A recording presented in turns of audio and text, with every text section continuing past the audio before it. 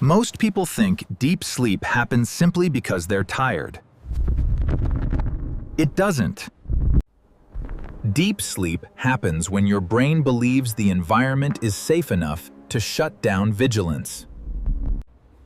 The hormone that decides that is cortisol. Cortisol is often misunderstood.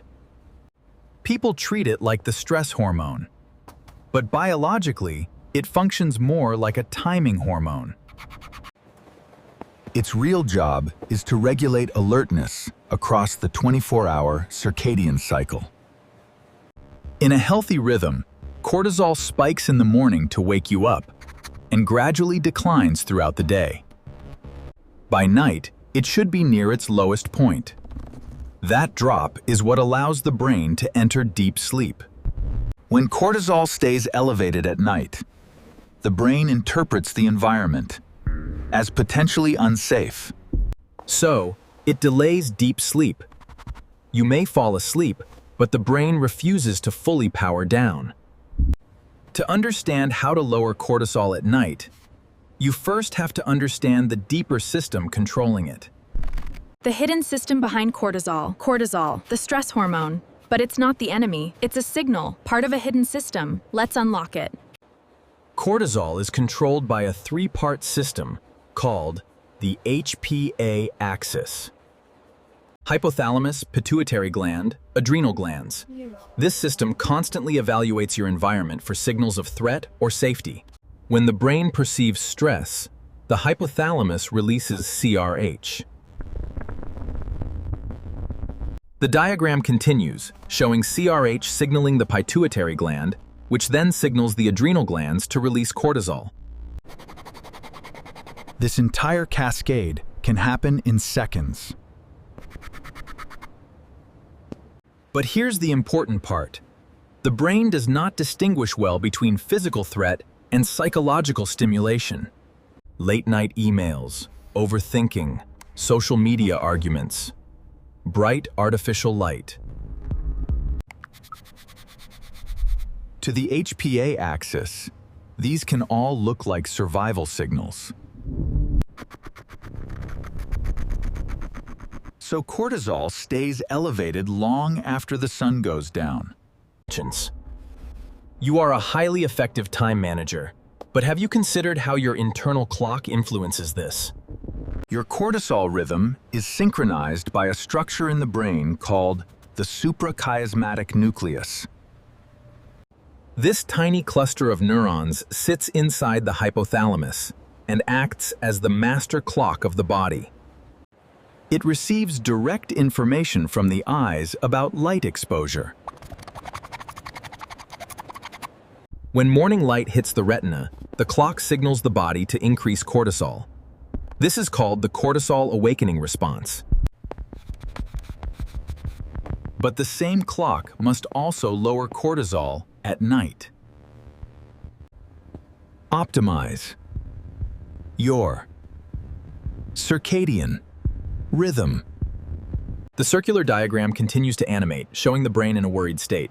If those signals are inconsistent, cortisol declines more slowly, which delays deep sleep. You know, sometimes I feel my brain just won't shut off. It's okay, focus on what you can control. Yeah, that feels better. Just breathing. Deep sleep occurs during slow-wave sleep. In this stage, the brain produces large, synchronized delta waves. Neural activity slows dramatically. Metabolic waste is cleared from brain tissue. Growth hormone is released. Memory networks reorganize. But slow-wave sleep requires the brain to disengage from threat monitoring. And cortisol directly interferes with that process.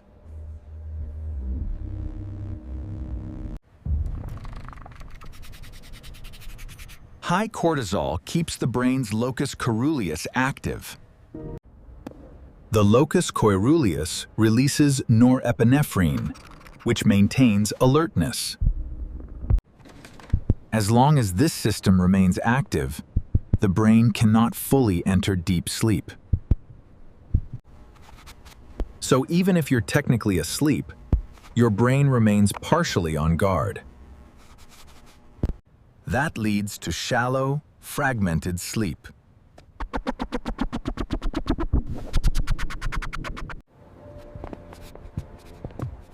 The burden of unresolved issues. Most people unknowingly elevate cortisol late at night through three systems: light, cognition, and temperature. Each of these systems feeds information into the brain about whether it's safe to power down. The signal arrived. But I couldn't understand it. Not Until now. Light is the most powerful regulator of cortisol timing. The retina sends light information directly to the suprachiasmatic nucleus. bright light at night tells the brain it is still daytime. When that happens, cortisol declines slowly, and melatonin release is delayed. Even moderate indoor lighting can influence this process. But screens are particularly powerful because they emit concentrated blue wavelengths. These wavelengths strongly activate the circadian clock. Reducing bright light 2 hours before sleep helps the brain accelerate its nighttime cortisol decline. This isn't about perfection. It's about sending a consistent darkness signal. Understanding the signal begins with acknowledgement. The brain processes information constantly. Finding clarity quiets. Your brain constantly tracks unfinished problems. When something feels unresolved, the prefrontal cortex continues running predictive simulations. This mental activity signals uncertainty, and uncertainty activates the stress system. Then, awareness, which raises cortisol. That's why many people feel physically tired, but mentally wired. The brain is still trying to solve something. Externalizing these thoughts helps close that loop. Writing down worries, plans, or next day tasks tells the brain the problem has been stored safely. The prefrontal cortex can finally disengage, and cortisol drops. The temperature signal can be subtle. You must learn to recognize it. I think I understand now. Good, let's move on. Your core body temperature naturally drops before sleep. This cooling process is a major signal that activates deep sleep. But if the body remains too warm, the brain interprets the environment as daytime. Cortisol declines slowly, and deep sleep is delayed. Yet, sometimes, clarity emerges from the stillness. Warm showers or baths can paradoxically help. Heat causes blood vessels to dilate. When you exit the shower, heat escapes rapidly from the skin. That cooling effect signals to the brain that nighttime has begun. The signal isn't always heard. It often requires quiet trust. When it arrives, there is relief. The brain also evaluates emotional safety before sleep. Humans evolved as deeply social organisms. Conflict, rejection, or unresolved emotional tension can keep the stress system active. The amygdala continues scanning for potential threat, and cortisol remains elevated. This is why calming nighttime rituals are so powerful. Reading, slow breathing, listening to calm audio. These behaviors activate the parasympathetic nervous system. The vagus nerve slows the heart rate. Cortisol production decreases, and the brain receives a clear message. The environment is safe. The human mind is incredibly powerful, but sometimes it needs a little help Yeah. to see things clearly, Yeah. to break the pattern. Deep sleep does not depend on a single habit. It depends on patterns. Your circadian system learns through repetition. When the same signals appear every night, the brain begins predicting sleep earlier. Cortisol starts dropping sooner. Melatonin rises more consistently. And deep sleep becomes easier to access.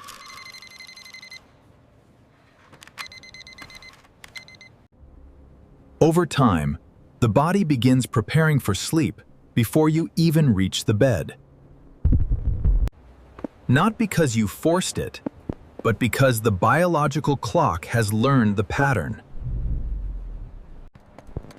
Deep sleep is not something you command. It's something your brain allows. When cortisol falls, vigilance fades, and the brain finally enters its deepest state of repair. So the real strategy for deep sleep is simple. Reduce the signals of threat. Increase the signals of safety. When your brain believes the night is safe, it will do what it evolved to do. Shut down vigilance and enter deep, restorative sleep.